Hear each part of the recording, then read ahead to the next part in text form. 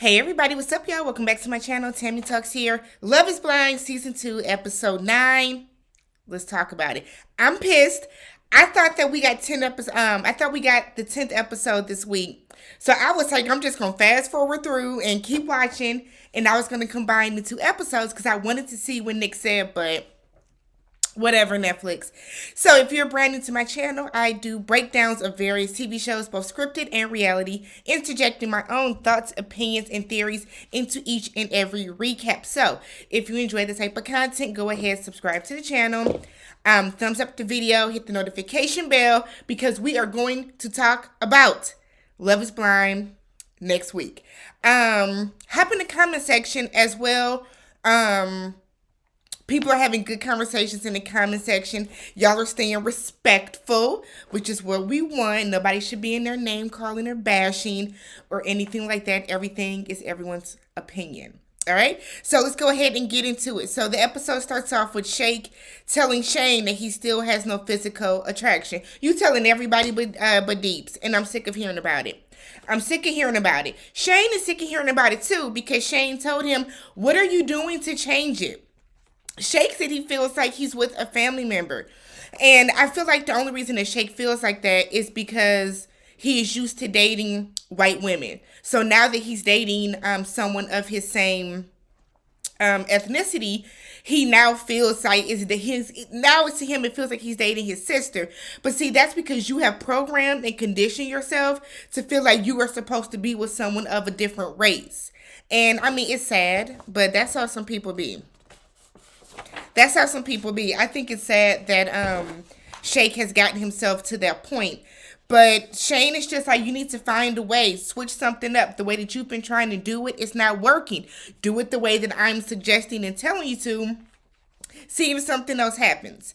Jared and Iyanna. So they're talking and she's asking him on a scale of 1 to 10, where is he with getting married? He said he's at an 8. She's like, oh my God, really? An 8? Why? But then later says that she's been at a 6. 8 is bigger than 6, sweetheart. But he teases her and says it's because he has to clean up after her. I think they have good chemistry. I think if anything does deter this wedding, it's going to be Iyanna. And it's going to be, is it Iyanna? Iyanna. It's going to be because she... quiet as is kept, she has low self-esteem, and she does not trust this man, even though he has not given her a reason not to. So he said that he has been prepping for marriage. He hasn't been in a relationship for the past 2 years. He's ready for this. He's sold. And she's like, well, why me? He said, because you had my heart in the pods. And this heifer gonna say I wasn't the only one. Iyanna, you're going to stop bringing Mallory into this marriage or into this relationship, because Jared's not talking about Mallory to you. Jared's not comparing Mallory to you, not in your face at least. We haven't seen him do it at all, aside from when he was talking to his friends at the bachelor party. So it is baffling to me that Iyanna is even still trying to go back and forth with the whole Jared-Mallory situation. So she basically says she don't trust him and she needs to see more action. Girl, you don't trust this man because he goes to Taco Tuesday? Is that what we're getting at? Have you told him one night when he's getting ready to go out, I want you to stay home? See, there are ways that you have these adult type conversations. Iyanna, I don't think she's ready to get married. Personally, I don't think she's mature enough to get married, because you can't distrust somebody because they're going out. You know what I mean? Like, to me, that doesn't make sense. Next up, we have Danielle and Nick. So they're at this, like, looks like they're at a wine bar, and he is worried about them not working out. And he's, because of the arguments that they have been having. She said that scares her. And he was like, what scares you? She said the fact that he keeps having all of this self-doubt. And he tells her, you're doing the same thing. I'm sick of talking about Danielle. As much as I love Love is Blind, I'm ready for this to be done because I am sick of talking about Danielle. Her and Nick have the same argument every week, where she wants everything to be about her. She feels that he needs to have, like, dedicate everything that he's going through, all his emotions have to be centered around her well-being, how she feels about everything, and, like, it's just getting old. So they start arguing, of course, because what would an episode be without Danielle and Nick arguing? So they start arguing because she's worried that he's worried too. Mallory and Sal. So Mallory walks up with like a little picnic basket. They're going to have a little date. And Sal is outside, y'all, strumming his little ukulele, singing her some little beautiful song that he clearly wrote about her. And they talk, and she loves that he does these, like, I don't want to say out the box, but like these atypical ways of showing his love. He's a person that shows love through like cooking and singing. He's very romantic. So she loves that. They're on good footing right now. Iyanna and Jared, we're back to them. Iyanna is saying that she needs more reassurance from Jared. And I said, girl, I don't know what else he can do. But they're at the tilt. And I've done this in Chicago, where you're on like the 95th building, 95th story, and you lean forward and you can see the entire city. It's amazing. It's scary at the same time, but it's something that if you're ever in Chicago, you should definitely go do. So they talk afterwards, and he tells her that he's all in. You know, he's thought about it. He's gone back and forth in his head. He's all in. She has his heart. You know, he wants to give her his. And then she's like, I guess I'm all in too. And it's like, that's y'all, girl, because I don't see it for Iyanna. I don't see it for her. That's y'all, girl. So then we have Deepti and Shake. So he's organized like a couple's massage for them to kind of set the mood, because he knows that he can't marry her without sleeping with her first. They have some sushi, and they decide that they're going to try each piece and then rate it, little something to do. He gives the first piece a 7. He said because he always feels like it's going to be something that he'll like more. That is a very... I think it's a sad way to think about life. But there are a lot of people that do that, where they look at things of, well, maybe this would be better. Maybe I would like this better. That's kind of how they think about stuff. And I feel like Shake is just one of those people where no matter what is in front of him, he's always looking and wondering if the grass is going to be greener on the other side. So Deeps asked him, do you ever just not compare for a moment and just feel? And he said no. I said, at least you're honest about it. So he admits to her that he's been pushing her away recently, and throughout him doing that, he knows that she knows him the best. She cares about him more than anyone has ever cared about him. And even in those moments where he is trying to push her away, he ends up loving her even more. You love her, Shake. Shake has never been in love. So Shake has no idea what love is. And I think he's scared. That's really all it is. So Deeps is a little nervous because she's all in with him. She really wants to like Shake. She really wants to marry him, but she doesn't know exactly where his headspace is. So I feel like they're gonna make it though, for some reason. Shane and Natalie. So Natalie feels that she now knows what it's like to be in like a good relationship. She says she's always been the type of person that wanted to be in a relationship where they were still two very independent people. But like he is like a part of her now. She acknowledges that now when she does stuff, she thinks about him too. She doesn't just think about herself anymore, which is good, because if you're gonna marry somebody, y'all are now one. It sounds cliche, but y'all become one. You can't continue to go through your life thinking as if you are just, everything is just kind of about you. So he tells her that he loves her. All he wants to do is be around her. And that's what you want to hear from your spouse. So she feels like marriage won't change. She feels they are married already. And he's hoping that marriage won't change anything with them. I don't think they're gonna make it. To be honest, I don't think they're gonna make it. You know why? Because he wants Shayna. He wants Shayna, and I wouldn't be surprised if Shayna was up in the dark, like texting him and contacting him and shooting like paper balloons, just sending him like Morse code messages. So we have Danielle and Nick hanging out at the pool, and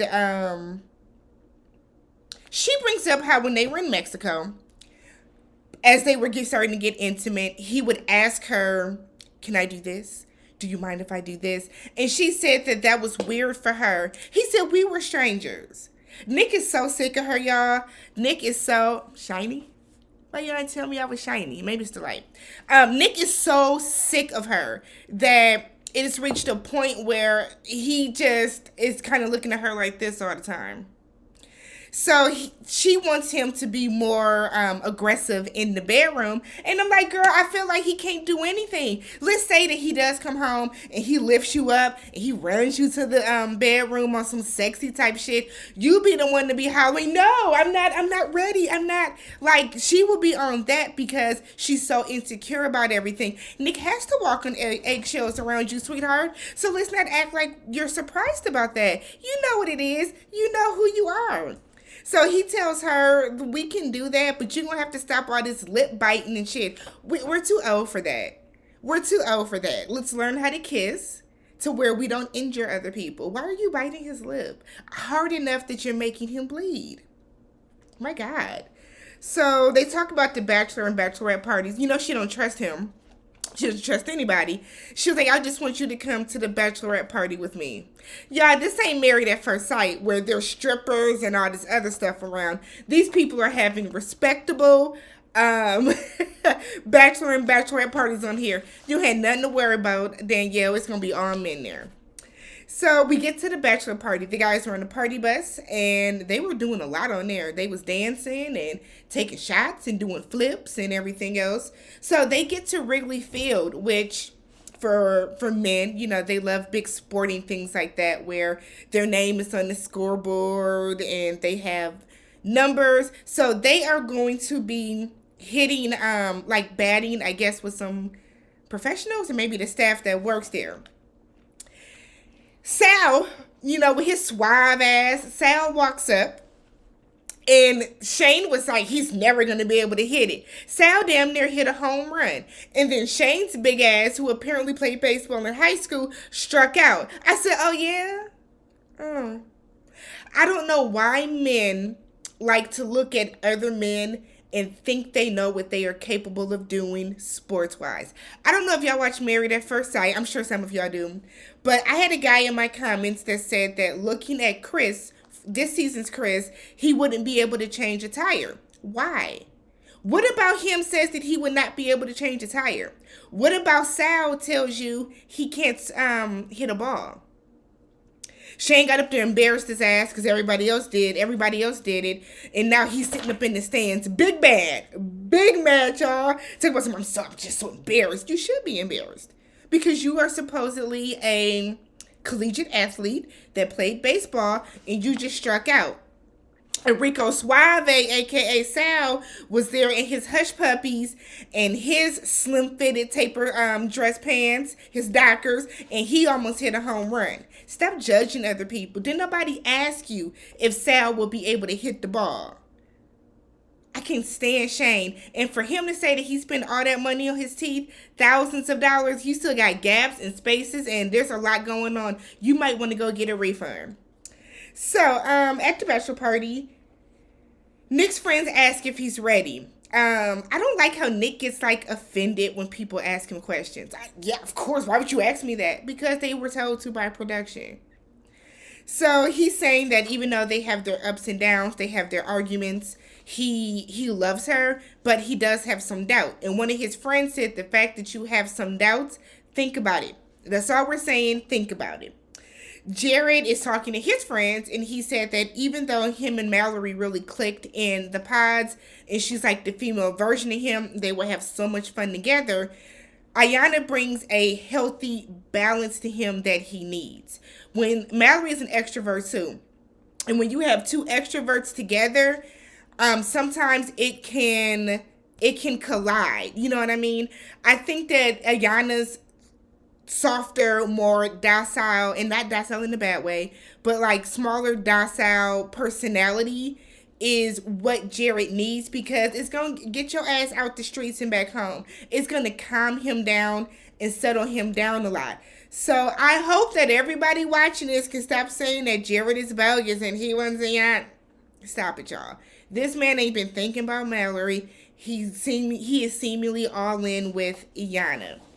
We then have the Bachelorette party, and they're on like a party boat type situation. Looks like they're on the Chicago River. Natalie's friends are saying that it's so weird for them to see her be as open as she is. Typically, she's very like reserved in her relationships, but she's more open. She gotta be, because Shane is making her. Because she ain't gonna leave her if she don't tell him every 20 minutes how much she loves him and how good he looks and how big and strong he is. So she has no choice but to be open, in case y'all didn't know. So then we have Deeps and Iyanna, and they're talking, and they're both talking about their fears with it. You know, Deeps doesn't know where Shake is any given moment with, you know, his feelings. So she's worried about, is he going to say yes? Is it going to be enough? Iyanna, on the other hand, has, she's talking about how she's kind of worried about Jared and, you know, making the right decision and all this other type of stuff. Mallory tells her friends that she feels Sal is her soulmate. They're doing good. Danielle doesn't feel like the best version of herself right now, and she wants to wait to be the best version of herself. And when I tell y'all, I hollered when her friend said, if you wait to be the best version of yourself, you will be waiting forever. And I know her friend probably didn't mean it in the way that she said it, but I was like, damn, not forever. So then she does think that she's going to say yes, but she's just kind of scared of going into this with all her insecurities, all, you know, her self-doubt and everything, and having that implode, and then she kind of not loses herself, but she like basically implodes, and she messes up the relationship. Girl, don't worry about that. Nick is not going to marry you. You don't have to worry about that. It's fine. Y'all ain't going to make it anyways. Iyanna said that she's scared because she is his second choice. And then had the audacity to say she doesn't know if he is ready. Iyanna, I don't think you're ready to be married. Let me say that I don't think you are ready, sweetheart. Because one, you don't have the self-esteem enough to know that this man proposed to you. Because let's keep it a buck, y'all. Jared did not propose to Mallory. He said, if I were to propose. He did not propose to her. Is Iyanna his second choice? Yes. That is something that she made the decision to accept. So for you to wait until the day before the wedding to say, well, oh, I don't know, and he told me I wasn't his second choice, but I feel like his second choice. You are his second choice. But it's up to you to kind of feel like that you are now his first choice, or for you to walk away from it. But what I would hate is for her to get married to him and then constantly talk about how she was his second choice. Because then that wouldn't be fair to him.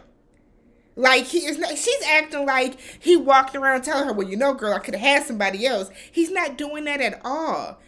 Whoo, Iyanna. But that's y'all girl. I'm going to keep saying that. That's y'all girl. Because y'all think she's just so much better than Mallory. Which we shouldn't even be comparing the women, because there's no point to. They're not in competition with each other. So then we got to Nick and Danielle's wedding day. Okay? Danielle said that Nick talked to her that morning, told her that she is not ready, and he thinks it best if they don't get married. I said, what? I said, Nick, okay. So Danielle is sitting there getting her makeup and hair done, crying buckets. She's nervous. She feels away. Danielle's mother said that she doesn't know how he can say no to her. Oh, I do. I can tell you, what's her name, Wendy? I can tell you, Miss Wendy. I can absolutely tell you how he can say no to her. Because your daughter is batshit crazy. And I want people to understand too. No one is dogging her for having the body dysmorphia issues or those type of issues that she has, right? Those are real. People have those. But it comes down to how she is projecting them onto others. Your daughter is crazy. That heifer is crazy. I can absolutely see why Nick has some doubts. Because, hell, she's probably going to start an argument with him about how he said his vows. She likes to argue. So, we get to the wedding. Nick is walking down the aisle. Why was his jacket open? Tacky. He is sweating buckets, y'all. I don't know if it was hot out, but his forehead was red. He is sweating profusely. I said gross. Gross. She walks down the aisle. She wrote down her own vows. Nick said, I'm gonna go top of the dome. Nick went top of the dome because he don't plan on being there long. Danielle said that she does want to marry him, and then it cuts off because we have to wait until next week to find out. I know people are Googling if they are still together. Don't do that and get in my comments and talk about it. Don't be rude. Let's all watch how it unfolds next week. Let me know how you guys feel about the episodes. I think I'm going to do a video on whether or not, like predictions on who actually stays married. Otherwise, I will catch you guys in the next one. Go back, find the recaps for episodes 1 through 8. Talk about them, hop in the comments, watch them, share them with a friend, and I will catch you guys in the next one.